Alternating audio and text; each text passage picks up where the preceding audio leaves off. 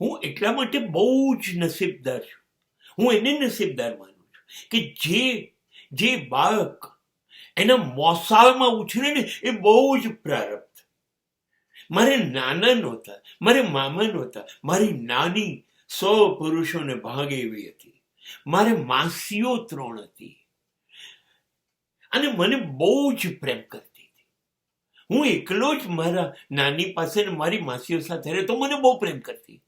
ત્યાં સુધી કે એ લોકો પરણી, અને પરણ્યા પછી એ લોકો મને બહુ પ્રેમ કરે છે માટે એમના પતિદેવ, એમના માસા પણ મને બહુ પ્રેમ કરે. દરેક માસાઓ બધાના ઘરે હું વર્ષો વારંવાર દર વર્ષે રહેવા જતો. બહુ પ્રેમથી મને લઈ જાય, ફરવા, ખાવા, ખુશ રાખે.